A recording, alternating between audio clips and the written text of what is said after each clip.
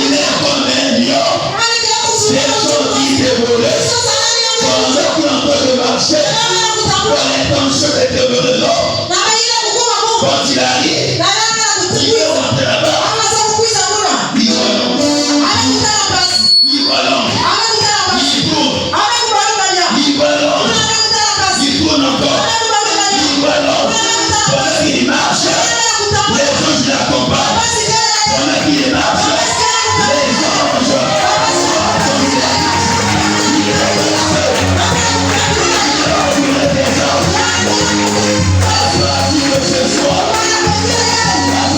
ce soir, quand tu n'es pas seul, quand tu vas marcher, il y aura des formes de Dieu.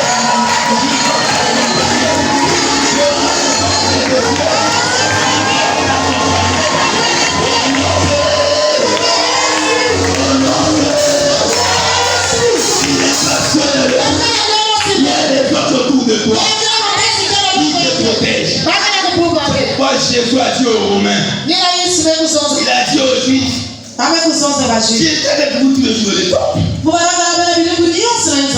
Et pourtant, vous ne m'avez rien dit. Aujourd'hui, vous venez de moi comme un voleur. Vous ne savez pas que j'ai le pouvoir d'appeler mon Père. Et il peut m'envoyer toute une légion d'anges. Vous savez qu'une légion, c'est une armée romaine qui est égale à 5 à 6 000 esprits. Les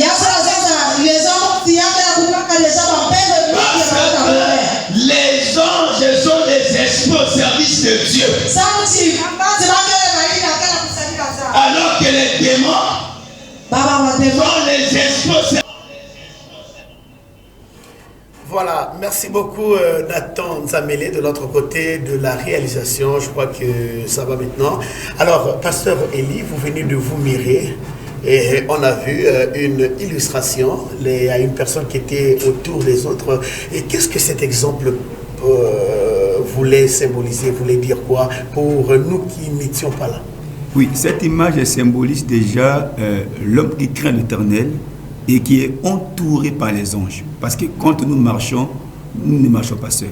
Il y a les anges qui nous entourent. C'est pourquoi dans Psaume chapitre 34, au partir des versets 8, là-bas, la Bible dit que l'ange de l'Éternel campe autour de ceux qui craignent l'Éternel et il les arrache du danger. Donc quand nous marchons, on n'est pas seul. Il y a des anges autour de nous qui nous protègent, qui assurent notre protection. C'est pour cela, un jour, pendant que les Romains sont venus arrêter Jésus, Christ a dit, mais j'ai été alors tous les jours avec vous au temple, vous n'avez rien dit pourtant. Et aujourd'hui, vous venez derrière moi comme un rebelle, comme un brigand. Vous ne savez pas que j'ai le pouvoir d'appeler mon Père, qui peut m'envoyer 12 liaisons d'anges pour me protéger. Or, une légion est égale à 5 à 6 000 esprits.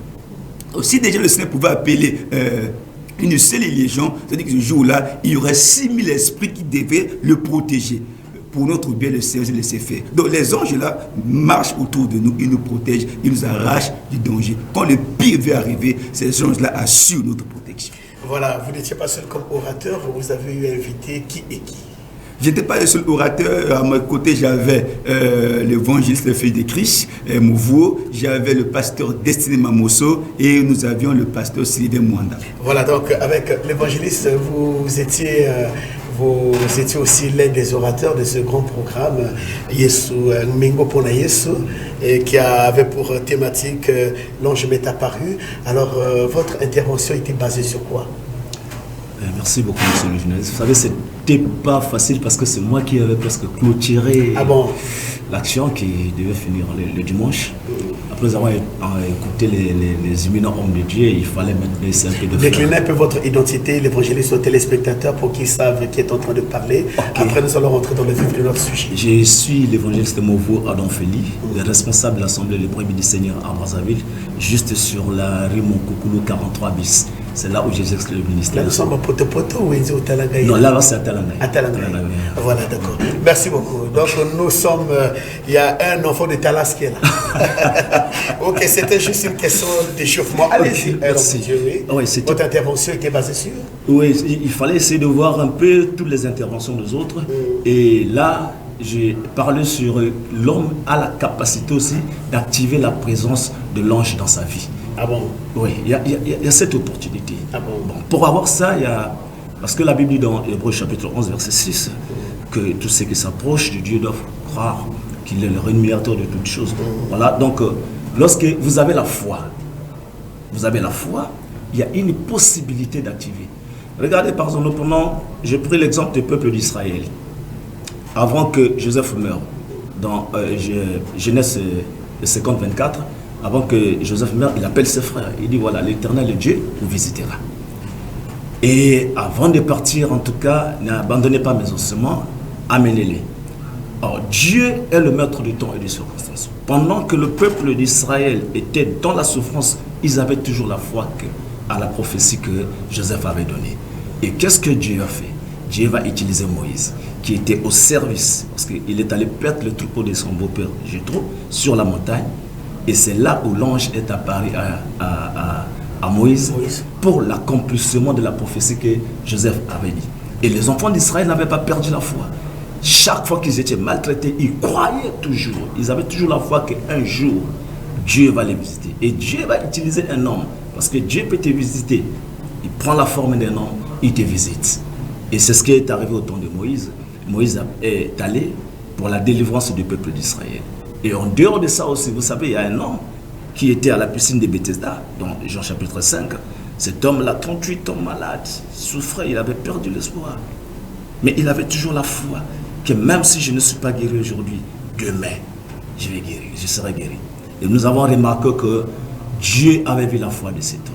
Voyant qu'il n'avait personne pour le jeter dans les eaux. Oh, Dieu est tellement merveilleux. Lui-même, il prend la forme humaine, c'est-à-dire l'eau quitte la piscine, il prend la forme humaine et va vers la personne qui avait la foi. Son cas était différent. Voilà, c'était différent des autres. Parce que la foi de cet homme-là a activé la présence d'un ange que j'appelle un ange parfait, un ange par excellence. Est arrivé, il prend la forme humaine, il va vers l'homme pour apporter la solution. Donc voilà un peu, dans tout ce que nous faisons, nous devons toujours avoir la foi. Lorsque j'ai parlé aussi sur Zacharie, vous voyez, il n'était pas fatigué à cause de la stérilité de sa femme, mais il était toujours au service, il avait la foi, que même si ça n'arrive pas aujourd'hui, demain ça va arriver. Donc l'ange est apparu à Zacharie en plein service. Donc un enfant de Dieu ne doit pas abandonner le service, même si ça ne marche pas. Parce que le jour où Dieu va les visiter, il ne le saura pas. Voilà. Il ne le saura pas. Merci beaucoup l'évangéliste, je sais qu'il y a encore à dire, vous aurez tout le temps d'en parler. L'évangéliste, nous voulons aller de l'autre côté de la réalisation pour faire aussi le Saint Thomas. On va suivre votre extrait lors de votre intervention à cette première édition. Et merci pour le résumé de ce dont vous avez parlé lors de votre prestation à cette première édition Mengo pour Yesu, c'est bien cela. Oui. L'ange m'est apparu.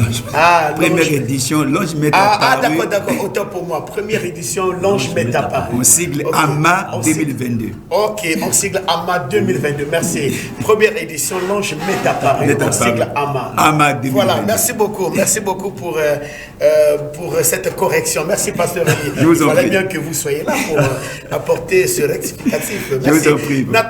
Nathan Nzamele de l'autre côté, on va suivre l'évangéliste Mouvo. Si quelqu'un est déjà placé sur l'autel de sacrifice pour cette année-ci, que l'ange qui a sorti Daniel dans la fosse au lion te libère de là où on t'a placé. Et quand on a jeté Daniel dans la fosse au lion,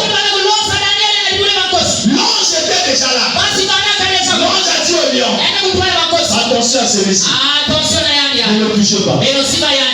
Moi j'étais là, je voyais comment les lions commençaient à négocier avec moi. Et ils ont dit non, nous allons faire quelque chose. L'ange, c'est vrai, nous n'allons pas le prendre. Mais nous allons lui offrir comme offrande à Dieu. C'est pour une première fois que j'ai vu les lions ont fait l'offrande à Dieu. On va pas le manger même. On va le remettre à Dieu. Parce que Dieu a besoin de ça. Alors j'allais dire ok, pour ça il n'y a pas de problème.